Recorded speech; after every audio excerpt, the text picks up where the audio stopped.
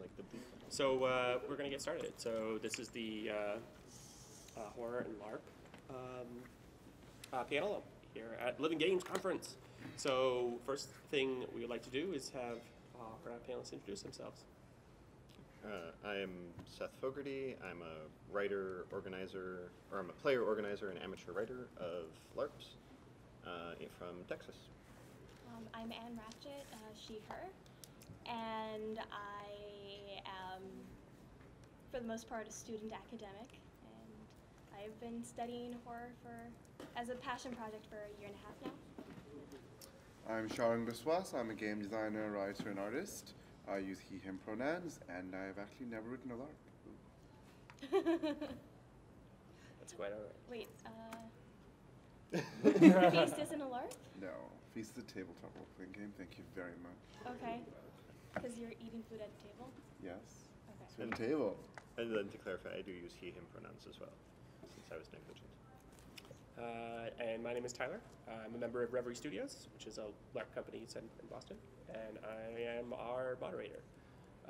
So the first thing I think we should probably do is, I'll start with you, is to give a brief description of what we think horror is. Okay, so my working definition of horror is that there's an event. Before the event is terror, anticipation, fear, the buildup. Then there is the horrific event. And then after the event is the horror, encompassing the revulsion, the disgust, the regret, the shakiness after some event that shook you. Reason why we're using working definitions is I agree with the parts and I reverse the labels. So horror is the build-up and terror is the acceptance of the finality of whatever that scary event was. And overall, horror is fear and a really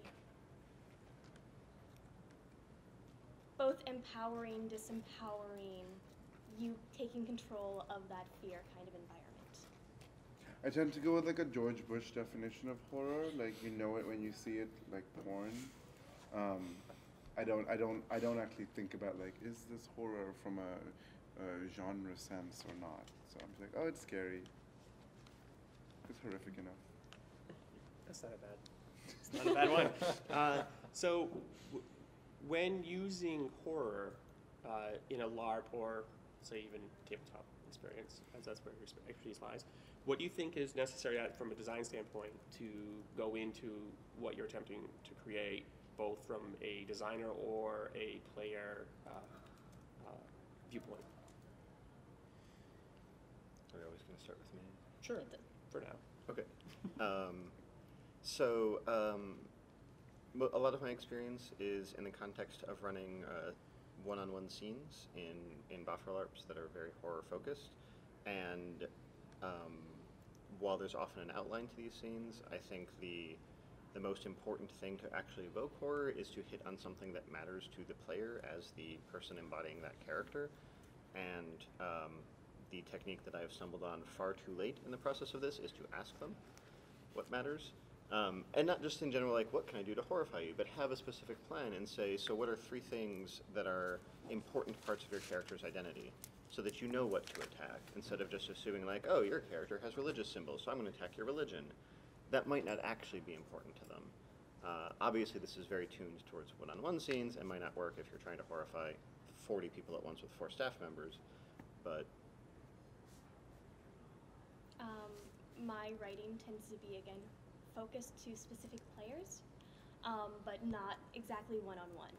And how I go forth about that and how I generally recommend is you find something that is scary to you as a person, something that you have somehow an intimate relation to. Because in order to write horror, and part of why I think it's so difficult, is it takes a huge amount of emotional vulnerability. You have to know what scares you, why it scares you, because the why is why it's actually important, and then use that as a foundation to go forth and start building around the environment. Other things I like to do is, because horror is about disempowerment, I like setting up situations where,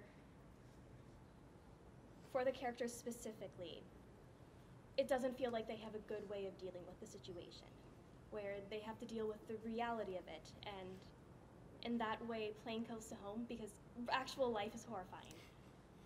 So make it similar to those situations you deal with in everyday, where I have to go to the market, but I'm too tired, and also I have to pick up my dog, and I have to do this all in an hour before I have to get to work.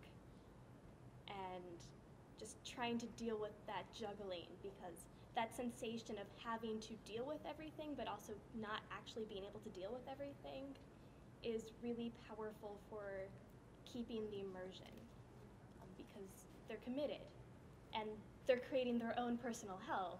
You don't have to do anything, you just set it up and then they scare themselves. So this might be by setting up, knowing their character. You may have a really tight connection with an NPC. So have something happen to that NPC where they don't know the full details, but they think they can save them immediately. And so they may not actually go out and seek the information that you have made available if they were to wait. But at the same time, they don't feel like they can wait because they're so emotionally invested they have to act immediately. So the major horror piece that I created, it was an immersive theater piece that I mounted. It was a collaborative immersive theater piece. There were a bunch of artists who worked on it. And the interesting thing was that we made it to be, as a pop-up show, to be run on Halloween. And so this idea of horror was skewed because people came in with, it's already Halloween, so everyone had expectations. And we're like, oh, but we're art students who go to Tisch School of the Arts, so we need to think about this artistically, right? So we were butting heads with this idea that, well, people expect it to be something because it's a Halloween event, but specifically it's not a haunted house because we're art students. We don't make haunted houses, right? So we were butting heads with what makes this horror, and that was actually a very complicated question because we were like, well, we want to put some genre expectations. So the show is called Ofrenda de los Muertos, so it was set in the land of the dead. And so we had these like conventions, sort of these ideas of conventions about what that would be, and that's what people would expect. So that's something that made it horror, like playing with some of the tropes of horror, but not in like a jack-o'-lantern kind of way, because it was specifically Ofrenda de los Muertos. But also, we, at least in that show, played a lot with sensory stuff. So it was very much about, again, it was an art school, so a lot of us were like much more interested in scenic design and like sound sculpting and like lighting, and it was an immersive theater show, so that was important. And so those like sensory, unexpected experiences, not necessarily jump scares, but sensory things, were what were used to make it horror. And then of course there's always this idea of the like making things uncanny, and is that horrific enough? So I was at the Immersive Design Summit in January, and there was a criticism of the art form that we all discussed. Like, it's very easy to make people in immersive theater feel confused and a little bit scared. And that is what much of immersive theater relies on. Like, oh, we're making an immersive theater show. It's going to be unsettling and uncanny and ooh, and then no other emotion exists in the world. But we did that. It was supposed to be a Halloween show. So this whole idea of uncanny and unexpected in a disturbing way was I think an element of making it horror. And I may sneeze in a sec, so apologies. So the setting, the tropes, the uncanny, and the hardest part was it was the day of the event. We were mounting the event, and Cleo Davis, who some of you might know, who was one of the organizers of this event, Cleo Davis and I were working on our separate scenes, and then the others came up to us and said, "Oh, we don't have an ending," and we're like, "What?" And they're like, "Oh, you both are the writers. Write an ending."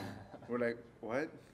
And so we're like, okay, well, what's a horrific ending? And Cleo was designing 3 scenes, and I was just doing 1 scene. So I'm like, I'll write the ending. So I'm like, well, what is horror? and I came up with this like existential dread thing, and I'm like, was that horror? I don't know. Like, not many people went to. It was a solo scene, so what makes horror? Genre expectations. For us, it was scenic design, inclusion of the uncanny, and possibly existential dread. Sorry, long answer. No, let's go ahead.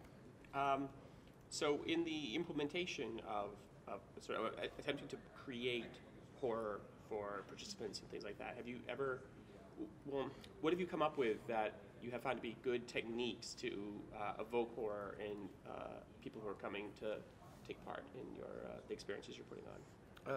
So I think I'm going to build off of both those answers that I now regret being the first person to answer the last question. So I'm just going to bleed it into this one, which is that it is a question of getting that buy-in and getting those players to agree to it, and that can be asking them, hey, what's scary to you? It can be literally just saying, I need you guys to buy into this for this to be scary. And it can be having immersive elements like lighting and scenography and just common cultural tropes that we use to say, this is something scary. We're going to build this with creepy music in the background. So the things that I have found that kind of work for me very well when they work is to play with lighting. I've had scenes where we've bricked people in, and while the claustrophobia of that turns out to be important, the reports I got back was that it was actually the slow blocking out of the light that was really scary.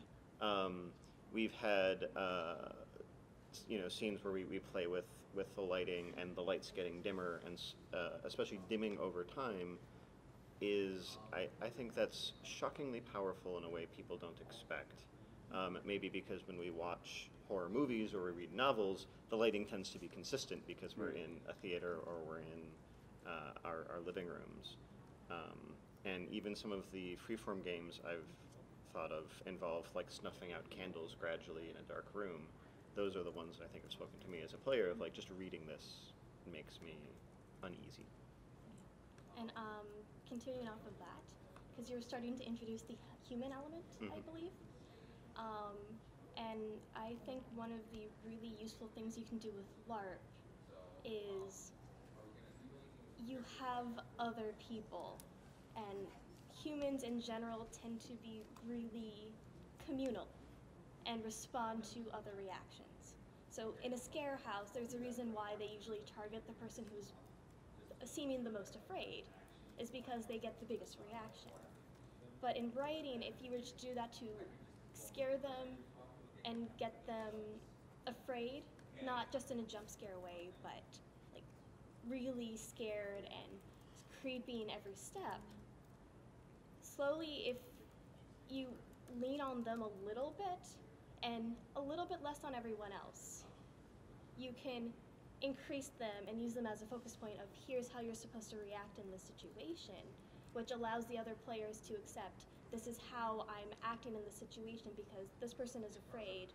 Even if I'm not fully afraid right now, there must be a reason why this person is afraid, which then allows you to have an easier time getting at them later on, because you can lean on the fact they've already been primed to be afraid.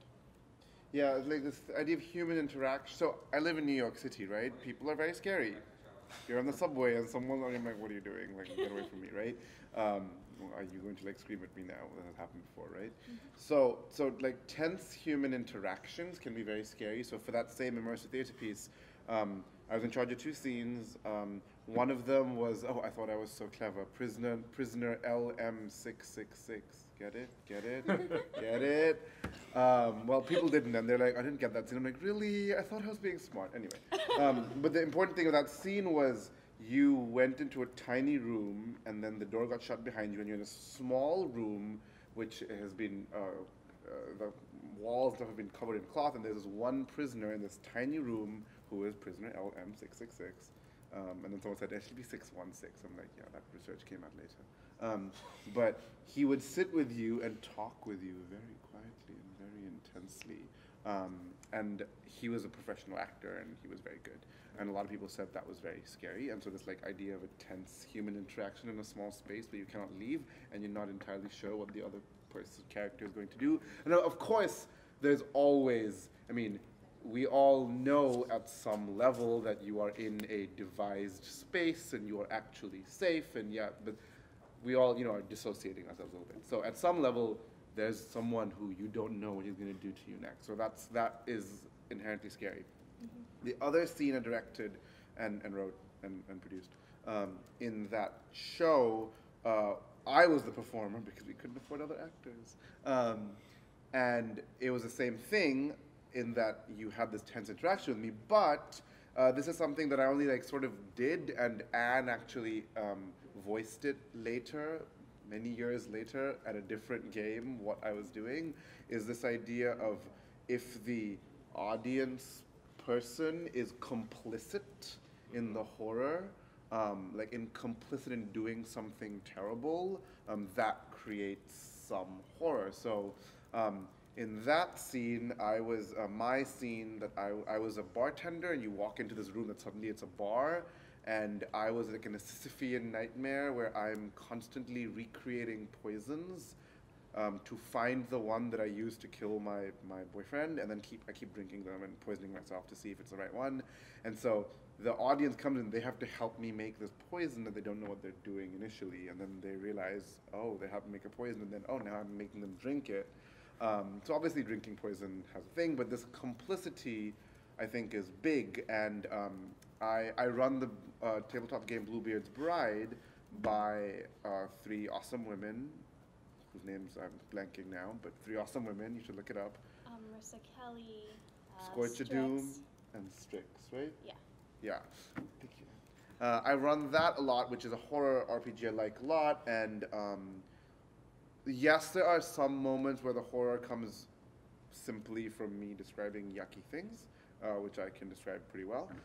But a lot of it comes from this idea of you being, there are other elements going on because of feminist horror, so all these social things going on, but the thing I want to focus on now is it's this idea of you being complicit in the bad things. So yeah, it's scary when the demon comes out of the pie and tries to eat your face, but it's more scary when you are given the rod and you have to beat the little boy to death, because that is what is expected of you as the new bride. Would you kindly? Yeah, right? So this idea of complicity, I think, is very powerful in evoking the sense of horror. So people acting weird in close spaces and complicity. So I'll turn the question around a little bit. What do you do when characters are not horrified by the horrific? So I think this is the downside of complicity, Yeah, right? yeah, especially in LARPs, where in America people are used to portraying heroic badasses. And heroic badasses aren't horrified, they aren't scared, they don't regret what they did.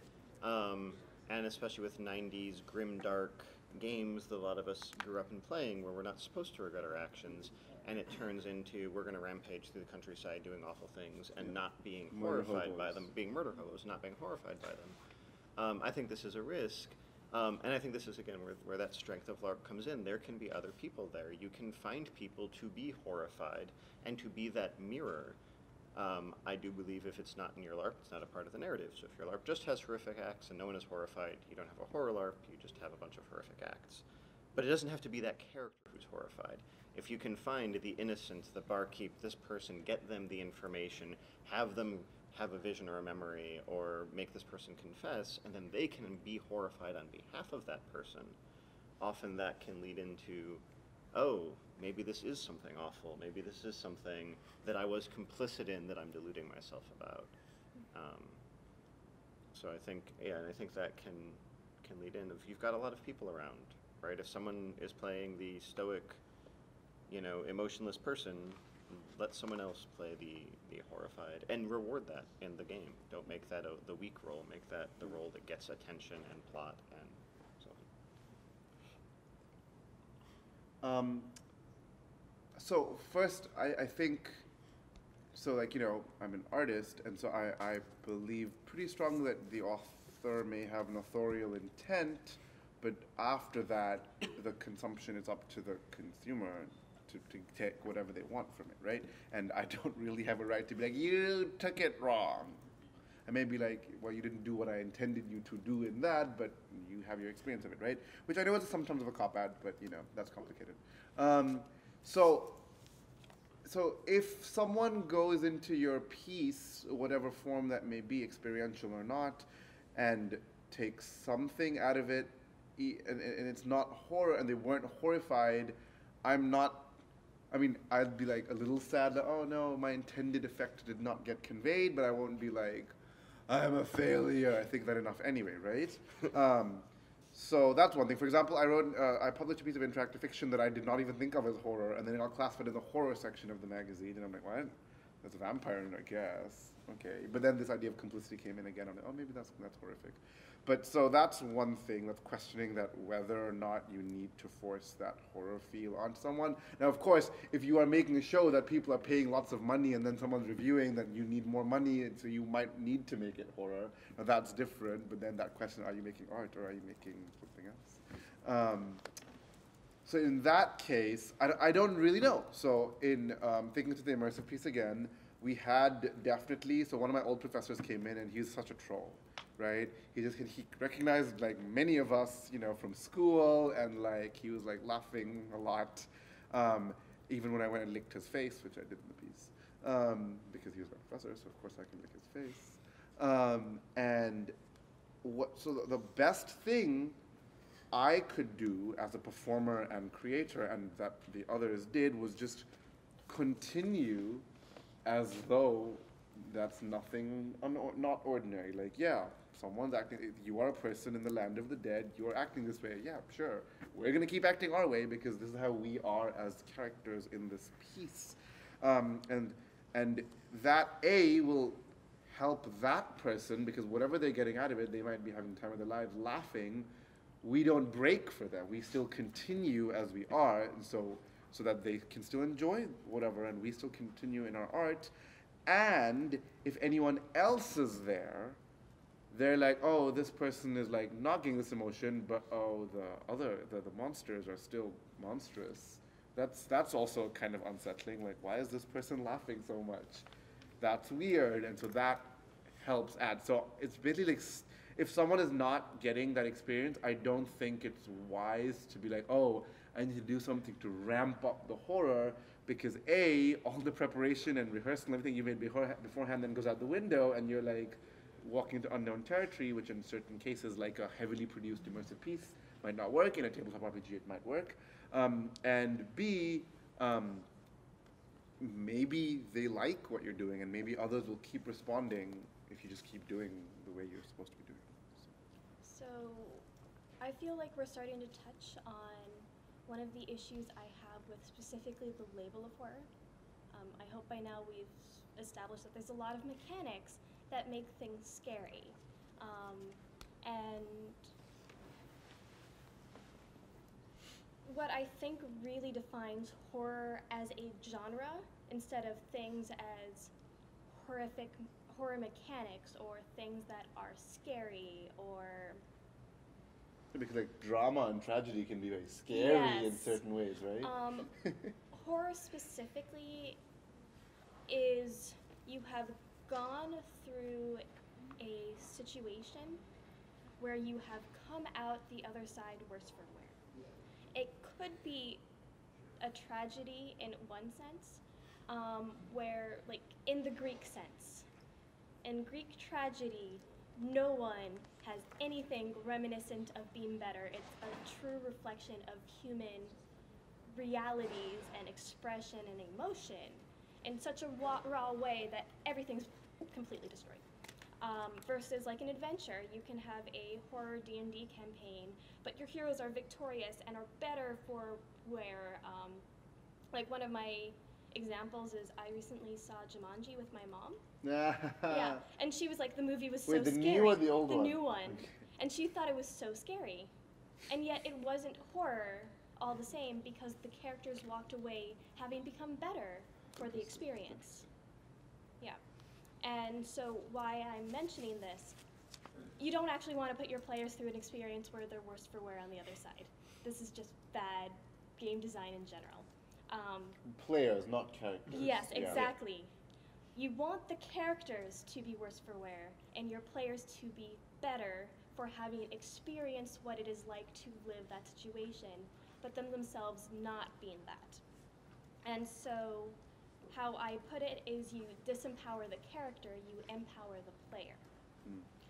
And so how do you deal with a character who is fine with horrific things? Well, is the player okay with horrific things? Yeah. Play to that. How do they feel being in a situation where they're divided? Because again, you have other characters who may not be okay with horrific things. And so they're playing a thing, they might even be a villain. One of the really cool mechanics of the upcoming blockbuster LARP Maelstrom Mansion is that you have PCs, half of which become player monsters after being confronted with an Elthridge mystical force. Not clear exactly because spoilers.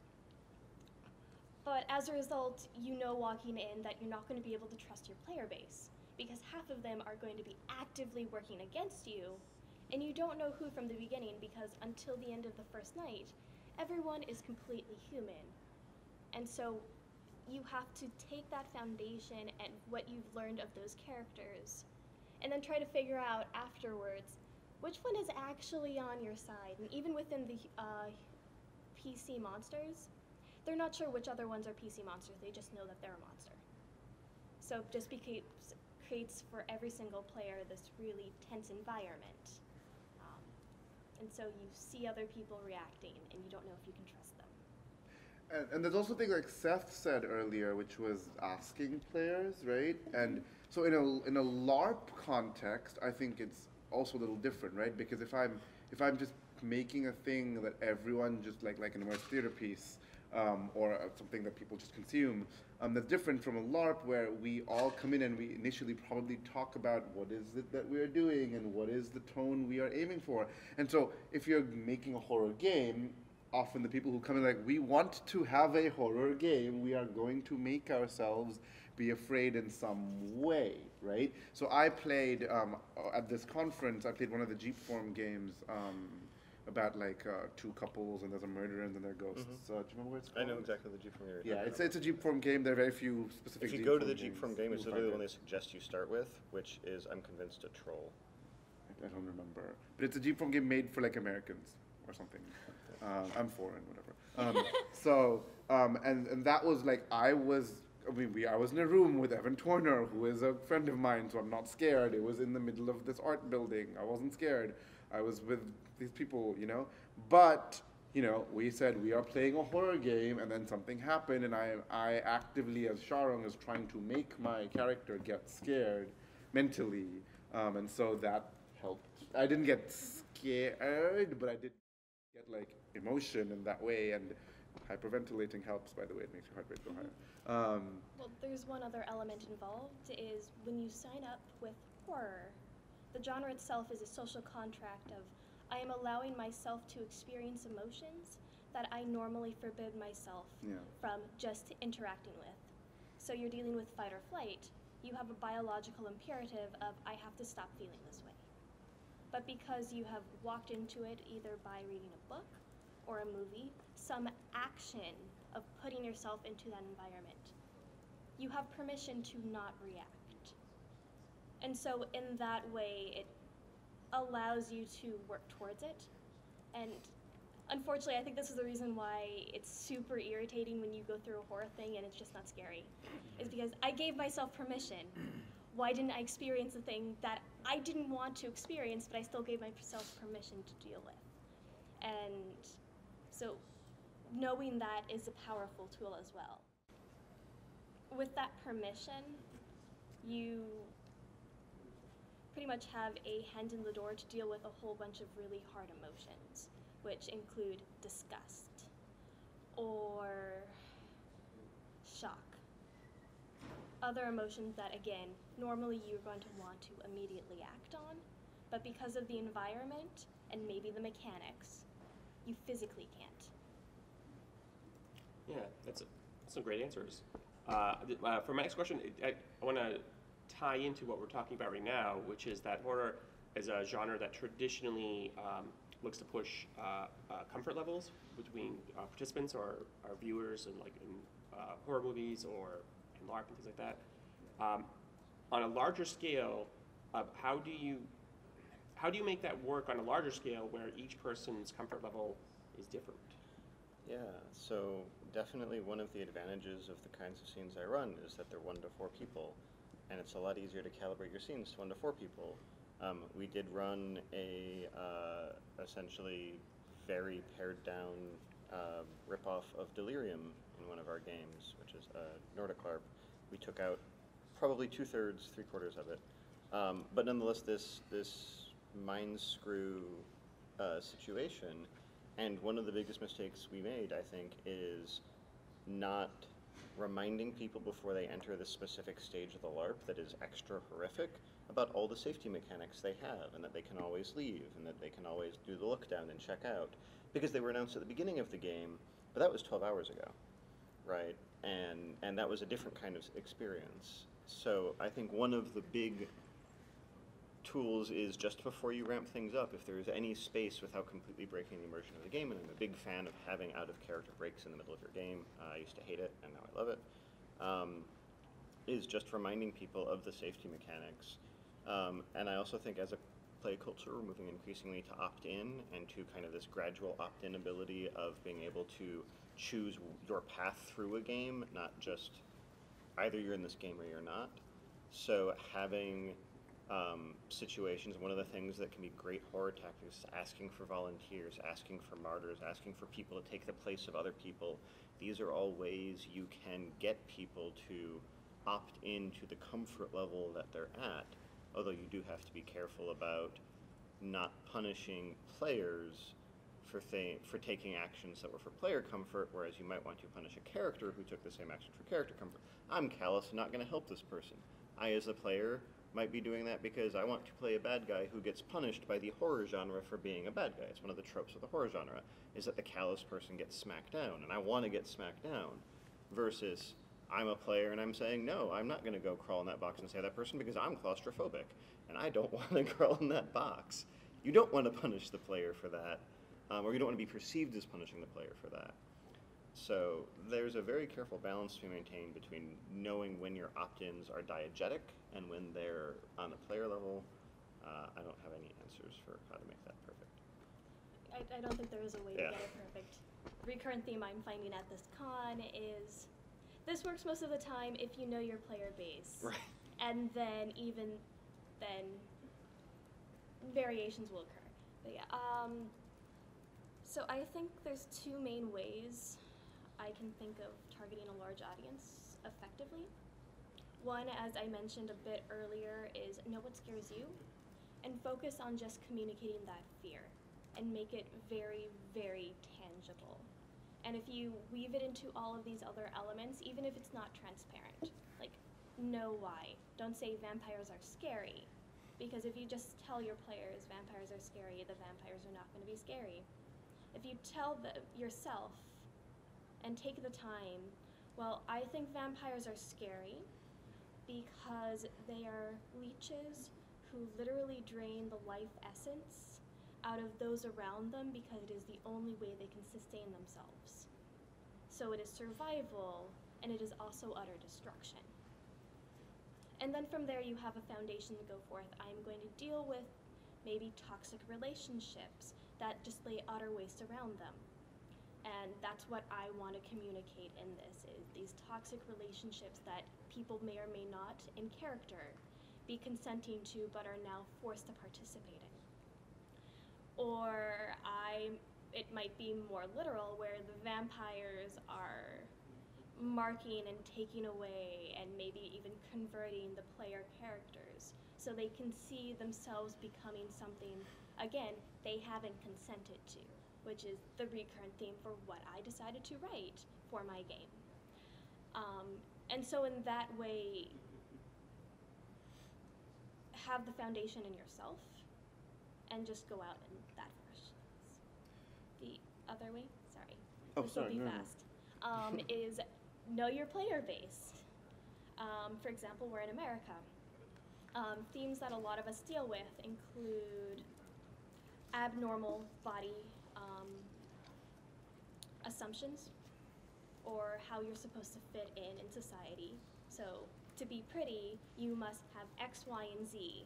And that is uncomfortable because, let's say, to be pretty, I had to be at least 5'6".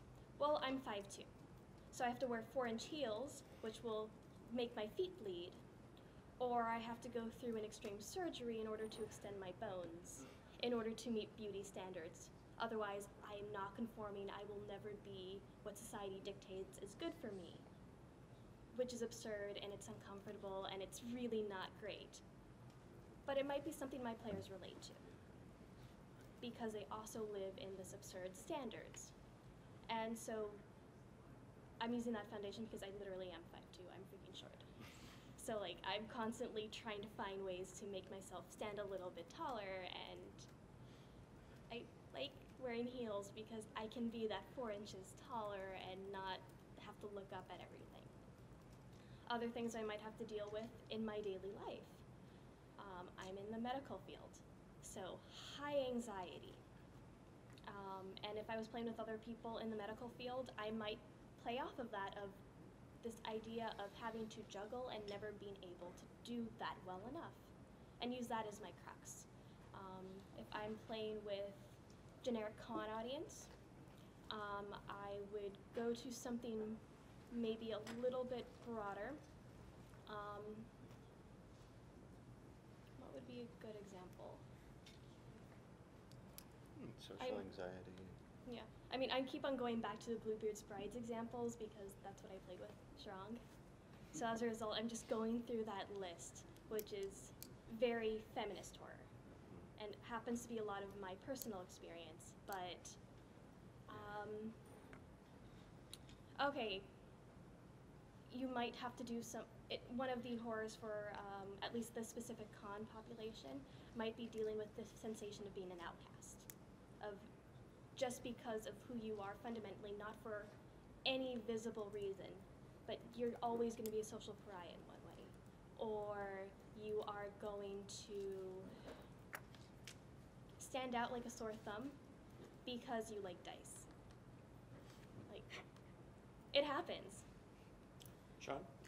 So I think that's the advantage of the less produced experiential media, because you can adapt, right? If you have a highly produced media, if you have a highly produced event where you have spent lots of money on certain kinds of things and certain kinds of costumes, and then you're like, oh wait, no one's finding this scary. Well, oops, you just spent a lot of money on that. It's hard to change that, right? That's why maybe in like a black box LARP, it's easier to adapt. In a tabletop RPG, it's super easy to adapt. I'll just like change what I said, right? Or say things differently. And I think, and the problems, you were talking about safety techniques, I think that in the horror genre is an even more difficult thing, because people are you go into horror at some level to confront unexpected and unknown. And if you know and expect, you are going to be less frightened, and that is what you want from a horror experience. And so, and a lot of the really big, famous haunted house or haunted experiential immersive shows have that issue where they might go too far, and you don't really know what they're going to do unless you've read a review online, which will then be a spoiler, like XYZ show will use fake blood on you. There are shows which do that, right? And if you know that already, then you will expect that, and it'll be less scary, and you might be okay with it. But if you don't know that and you're not okay with it, you have to like then break the scene, and that becomes too much horror. So I think horror is the hardest of the genres to be careful about player safety if you also want them to have to face the unexpected and unknown. And for many people, they do want to face the unexpected and unknown. So that's dangerous. That's hard. So how do you solve that? I don't know. But one thing that I liked, so if anyone's played, there's a wonderful little storytelling tabletop RPG called Lovecraft-esque by Black Armada Productions. I don't remember the author's names. And that does a really cool thing in expectation and getting everyone to feel horrified, is that the GM role is distributed. You literally rotate, right? So. Oh, is that how I played it in beta and I? Oh, that's the beta. So in the No, final version. in my version, we were deciding by dice, and it was problematic because I tend to roll dice well. So according to how the rules went,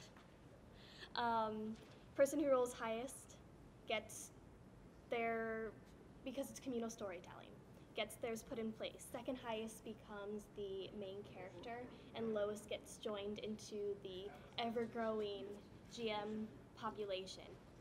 Unfortunately, we kept on rolling the same roles. So I got mine narrated in. The person on my left became the character and continued narrating. And then this one person every single time became the first GM. Well, yeah, so in the final version, Okay. you have someone playing the character, someone playing the GM, and someone playing like a secondary GM. Doesn't matter. And you just keep rotating round and round. And so every person has input into what they want to see as horror. And what works really well in this game is, one of the philosophies of Lovecraft-esque is that the idea of Lovecraftian horror is about the unknown and the unknowable. And the problem with most things that call themselves Lovecraftian horror is that no, the horror is actually known and knowable. It's the Shub-Niggurath, the Black God of the Woods, or Tentacles it is, everywhere. or it's a tentacle everywhere, or it's a yig, or it's, everyone knows the common monsters. So it's not unknowable anymore. So in this game, one of the game mechanics is that everyone has a different idea of what the horror is, and every player is constantly rewriting what they think the final horror is based on the clues in the game. So that constantly, until right at the end of the game, there's a sense of I still have no idea what is going on. I have one theory, and that combined with this distributed GM role contributes to horror. It contributes to personal taste of everyone, and it contributes to unknown, unexpected in a really good way. So that is a very successful tabletop RPG that does that. Lovecraft-esque and Bluebeard's Bride, two really good horror games. Well, for our last question, then we'll see if anybody has any questions for the panel. To tie in a little bit with what you were talking about, how do you do LARP on a budget? Or where there are space limitations or other constraints, given the inclination to go big with special effects or other types of things? So I think, like to make the analogy to movies, there are movies that are horrific because of the things that you see on screen, and there are movies that are horrific because of the things you see off screen, right? And some of the movies that are most horrific aren't even horror movies, right? I think, Clockwork Orange or 12 Angry Men are horrific because they impart decisions, and there are decisions and free will. And having a bunch of people in a room making horrific decisions, as we were doing earlier, Yeah. it doesn't even have to be a horror LARP, but putting hard decisions in front of people and making them make a choice requires, some slips of paper and maybe a laptop that can display some prompts. That's not a very traditional kind of horror, but even in more traditional kinds of horror, where you can have people make choices based on imperfect information of what is this evil eldritch entity that we are facing, Oh, it's the one that can't be killed with fire. Right. Drag people off and give them, say you don't remember what happened, but you're coming back and your eyes are gone, so we're going to put a cloth over your eyes. You don't know what you saw. That's a cloth. It's a black strip of thing that they can see through, because as players, of course, they still need to be able to see and not trip and die. Please don't actually blindfold your players in LARPs. Mood. Yeah, but you can do something like that. It keeps things to the unknown, and then make it decisions. Make it about, like, choose between these two things. Neither of those are good. Yes, choose one. And then you're going to go back to the rest of the players and communicate the choice you made and justify yourself as to why you chose to throw fire on this building, and now we're all burning to death because you thought that this was the thing that could be killed by fire, and you were wrong. And yeah, I would say definitely lean into whatever your limitations are. Primarily, from my experience, if you are limited in space, it's because you're playing a parlor LARP. And so as a result, why are you limited to the room? Make that plot important. If you don't have much of a budget, but you want to deal with maybe an idea of corruption, that someone is infected by some alien or something, and over time there is more and more visible signs, use low-quality makeup in order to be representative of it. Or use perfumes. Like, make sure no one has a perfume Ooh. allergy. But scents are really powerful. We had a what we call "what you smell is what you get" moment, where someone was infected, and we put this strong citrus scent on them, and it was very unnatural and creepy. And it was literally like lemon and jasmine. Yeah. So yeah, lean into it. If you don't have money to spend on much of anything, maybe not even furniture because you just moved into a new apartment. Why are you in an apartment with no furniture, and why do you have to rely on other players and their backstories and what you can communicate with each other? So I'm thinking about what I said makes good horror in the first question, right? And so, yes, this idea of complicity and hard choices is authorially easy. It is, in the mathematical sense, a solved problem, right? You just do it. You don't need to buy a difficult decision from someone, right? Make a difficult decision. That's exactly what we thought last time. That was it. So do that. Secondly, if you have people, so you can still use that technique of people acting uncannily or ways you don't expect in claustrophobic settings. And claustrophobic doesn't have to be the space is claustrophobic. It can be, imagine a vast empty room, but it's only you and one other person sitting in this tiny corner talking to each other. That's kind of unusual as well, right?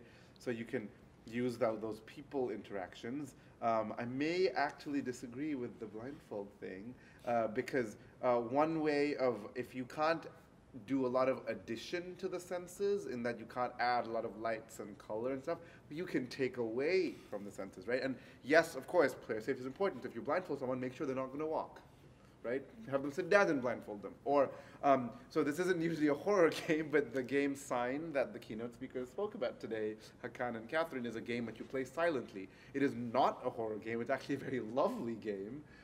But I can imagine you can create an interesting feel like that new movie that just came out where everyone's speaking in sign language. Silent Place. Right, A Silent Place. Yeah. You can make something think by saying, okay, at this moment or this scene or whatever, we're not going to speak. And if no one is speaking, small sounds become very important, like a la John Cage, right? You start listening to everything else. And so that can be, so changing the way your senses work doesn't have to be in an expensive way with a live DJ or whatever, right? So the decisions and choices can still be done cheaply. The deprivation or modification of the senses in unusual ways can still be done cheaply. And what was the last thing? And then the human interaction and complicity stuff can still be done cheaply. And then, of course, the last thing is, again, like the Jeep from Larp I was saying, it's very minimalist. All you need is a fake knife. I mean, I've heard the Nords use real knives, but I'm like, no. Fake knife, we use a plastic knife. But again, because it was a LARP, and it was the kind of LARP where we discussed beforehand what was happening, and there wasn't really like a, surprise, you're dead, at the end of it or something. We were choosing to take part and be horrified and embody. And in one way, LARP, so I make a distinction on Sunday in my keynote, come see it, between LARP and like immersive theater, because in LARP you are actively choosing to be a character and usually you are very heavily embodying the role, while in much immersive theater you are not. You are just some dude, or you are yourself, or you have a very tiny, thin sort of character going into something. So you are less, as an audience member, you are less choosing to be scared, but expecting to be scared by someone else. And that's a very big difference. In the Jeep form LARP I played, I am making myself scared. And the other one, I am receptive to scares. And so if you don't have a budget, you can rely more on the make yourself scared, design games for that. And just to tie into the senses, there are lots of physical strains you can put on people that aren't actually physically straining. Yeah. forcing people to sit and maintain eye contact for 5 minutes Is very unsettling. is incredibly unsettling. Forcing people to keep a hand on the wall at all times, if they can switch hands, actually even for people with moderate physical disabilities, is entirely plausible and is extremely confining and limiting. So there are things you can do to play with the kinesthetics and with the visual arrangement of the room. You know, having, I don't know. Oh, and on the text level, people don't give a lot of, I sometimes feel that people don't give enough credit to the power of language. Like, one of my readers for the interactive fiction piece told me that they were very frightened, they weren't frightened, but they felt it was horror because of the way I described certain things. And so, like, when I do, I mean, you've seen me do Bluebeard, I describe things in a very particular way. And when it was a horror, it was a Curse of Strahd, classic D&D 5e, right? It's so good, the new one is so good, right?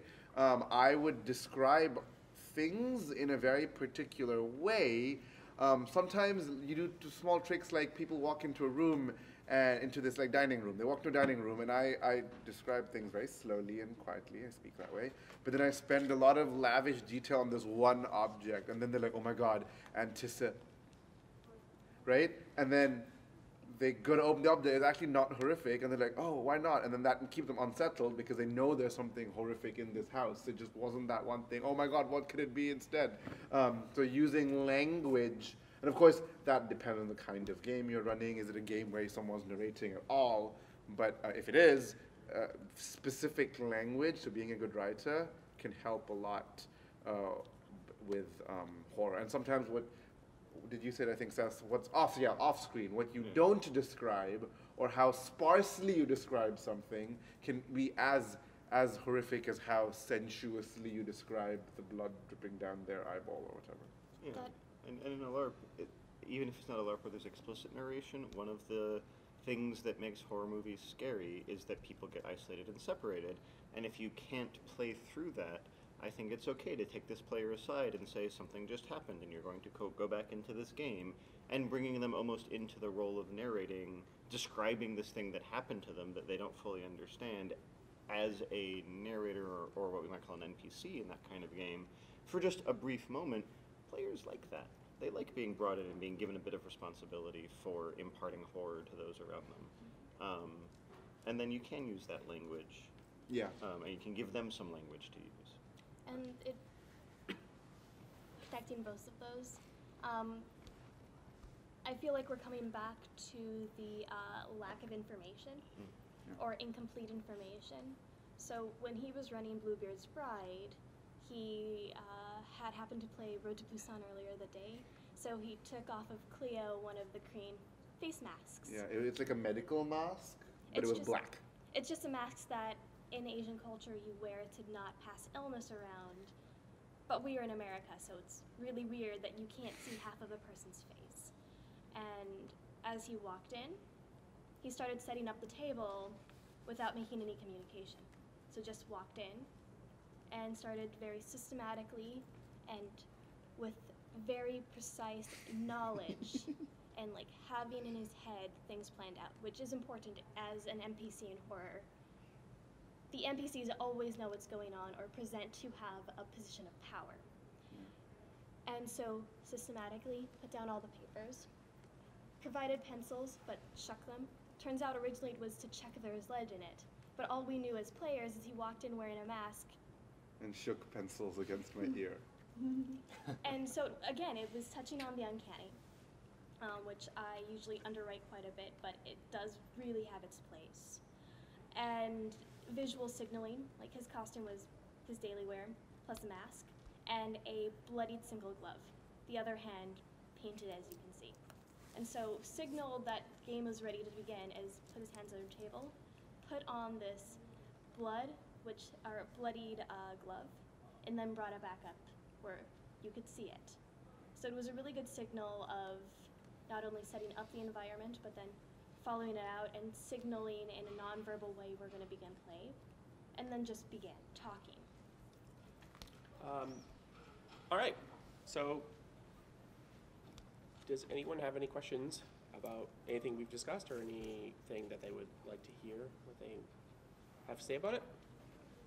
So I often have heard dread used in conjunction with fear. I was just And gonna I would like to know more about how to Do you mean dread the game or dread the emotion? I think Dread the the emotion. Okay. Oh, Yeah, I thought you I meant had the game. same Sorry, exact dread the thought. emotion. Yeah. I love that. I mean, system. Epi is sitting right there. No, he isn't. I hear it's one of the We should talk about both. it's one of the frankly. hardest things to evoke in a person. I'd like to hear like your thoughts on how we can get players to feel that emotion. So I think dread is a very risky thing to evoke in LARPs because dread almost ties in with the idea of fate play and of inevitability and being unable to stop something from happening. And people don't, I don't want to say people don't like, a lot of people are uncomfortable being in LARPs where there is no out, where there is no win. But if there is an out or a win, can you really evoke dread? I think repetition and that sense of inevitability, Ritual language, yeah. things happening over and over again. I mean, my favorite dread is Mike Myers gets up again, right? And it's, I think, the fourth time in the movies, the only time you see him actually stand up. He just appears other times, like, oh, he's dead, and he comes back, but he comes back off screen. But the fourth time that he gets up and you see him just standing up, literally a guy in a mask standing up off the ground is like one of the scariest moments I've ever, like, it's, Wait, what movie is this? Mike Myers is Halloween, right?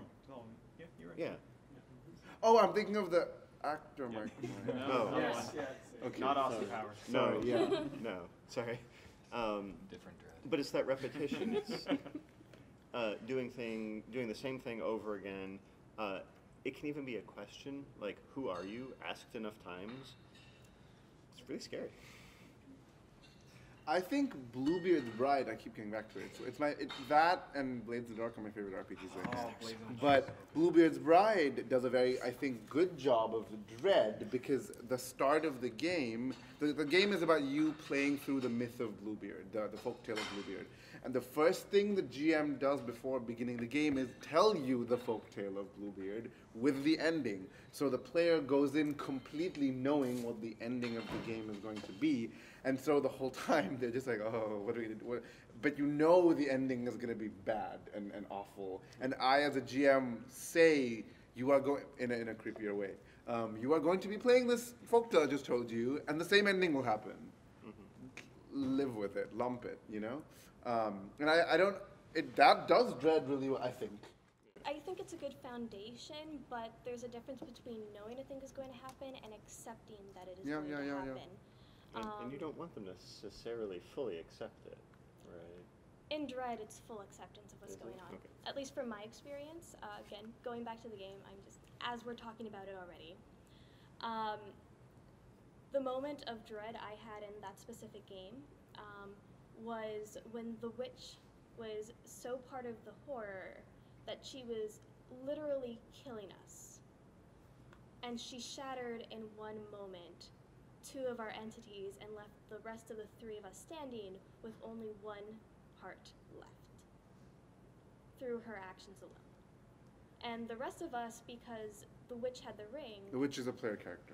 Yes. The rest of us, all we could do is, as this happened, we had to just watch. We had to accept what was happening because we had no power. And we could also fully accept, because of how it had been situated, this was a thing that was totally actually reasonable to do.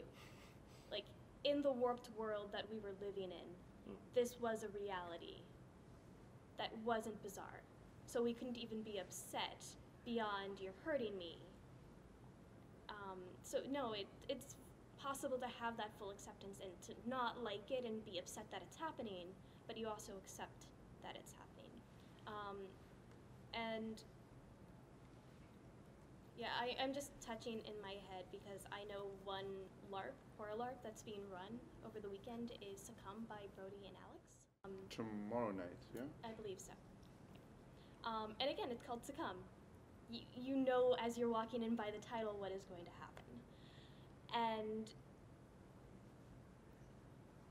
so for me, again, I think the scariest moment for me as a player when I played it was after I had become part of the blob. I knew I was going to become part of it. And yet in that moment as it was happening, that was the most terrifying. And because of how it had been set it up, I had actually run myself into it. So I had logic that this was happening, and so I was fighting it. And so it was this very odd discrepancy of I don't actually know if it was proper dread or if it was just really intense anxiety horror. But it's... At some level, they like merge. All hard to these separate them. controls. Yeah, merge. like, that's why I don't want to say it's a hard example, but I think it's one reason why it's really important, again, going back to disempower the character, empower the player. When you're setting things up, I like having it so that even when you're emotionally pulling or you're making the character feel like they don't have many options, the player still actively makes the decision to follow that. Like at any point they could break the illusion for safety mechanics or whatever and be like, no, I'm not going to be part of this anymore. So you can allow them to feel that dread, because if they're accepting the situation, they're going into the situation. I'm going to cut you off. We only have a few minutes left before the end of the panel. Is there any other questions? I mean, you had one. I'm thinking about this idea and like how to prevent people from. So when people feel that anxiety and dread, the moment where they accept that there's no way out, some people, and I guess it depends on the person, some people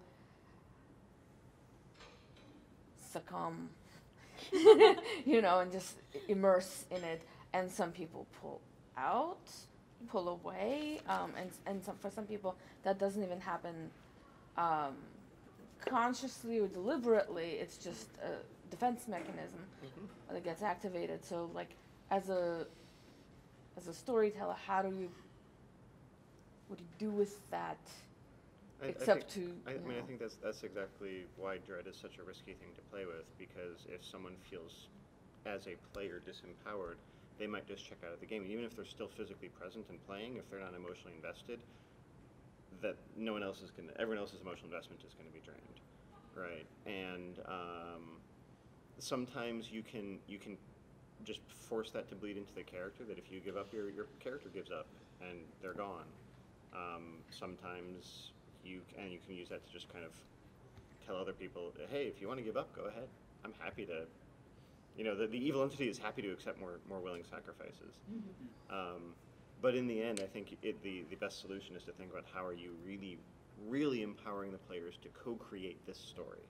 Even if it's a co-creation of a story where the characters are doomed, they have to, as players, have some agency in how that outcome plays out. And if they don't, that's when they're going to check out. And I think it's very important to make it, if they check out, like even if they don't know that they're doing it, make it clear that's okay. Yeah. Like, safety mechanics are there for a reason. Horror is really emotionally draining. It's very difficult. Like, you have to be able to get out. So, sometimes, not always, but sometimes by giving them permission to not be okay with it, it also gives them permission to be okay with it. And sometimes that can be corrected, as if just as a GM you step aside a second. Hey, are you okay? No, I'm not okay. Do you want to leave? You know what, I think I want to keep playing. Or, no, I'm not okay and I don't want to keep playing, but I'm afraid I'm going to break the game. Secret is, they're probably not going to break the game. It's probably going to run perfectly fine without them, which is a great thing, because that means they can leave. And they can also come back if they feel better. So leave that in their hands, and it's probably going to happen. That's not a bad thing. It's the nature of the genre. It's over, man. It's all over. we mentioned it, but Dread, look up the Dread RPG. It plays with a tower. And He made it. Oh yeah, I'm actually planning on running a game during the dinner break. But it's like a visual representation of the Dread just happening. It's really cool. Check And it the out. romance version of it. On that topic, quickly, because of dread. So one of the things that I think is actually kind of really cool about the horror genre is most of the time when you're playing adventure games, death is the worst outcome because you stop playing. In horror, you have the ability to make it because you're just completely disempowered the entire time. That death can be empowering because through your actions of having no more actions, other people might be able to get through the story. So it's all that if you think that would be a cool thing to play with, that might be a cool thing to play with. And I know tabletops that play with it. I could imagine LARPs where when the character is completely disempowered, that is the person that becomes part of the narration. And you could build that into the story of the LARP, like the person who has the least hope is possessed by the evil entity, and then they get to be the bad guy, and so that player gets to check back in and to be empowered. I don't know of any LARPs that do that, but I think it is a thing that definitely exists in tabletop games. In a number of different tabletop games. And I think Like Bluebeard's Bread. Like Bluebeard's Bread. I think that would be very interesting to make part of the diegetic LARP, and not just the out-of-game mechanics. That's actually really interesting. She just brought that up. I'm actually going to start running the Big Vampire MES game in Boston. My character just sacrificed himself in-game, basically dying, and I'm starting to narrate it now. That's really interesting. Yeah, but make that part. I think you can make a horror LARP, especially a one-shot, where that's part of the campaign is the person who, at certain checkpoints or through whatever the mechanic is, who is most helpless, becomes possessed or becomes the big bad that everyone else then has to fight against. And then, is that a noble sacrifice, or is that the failure of everyone around them? Or there's some interesting things we touch on there. Yeah, sure. Item 5,792 on my list of LARPs I'll never make. All right. Well, on that note, thanks, panelists, for And thank you, coming guys. in. Thank you so much for moderating us. Hooray for all of us. We're all very talkative people. Yes. And it was thank you for all coming. Yes. Yeah, That thank was you for super good. attending. Thank you. Do you folks have time for another question at all? Or Go for it. Yes. Sure. On your way. Okay. I think we're going to break, so there's not like a... Okay. Oh, there's a break now? Yeah. Yeah, there's a break now, so we're not butting up into anything else. Yeah. Okay, sorry, thanks. Entering unofficial panel Unofficial. Off the record. You can still film it, Barb. You can do whatever you like.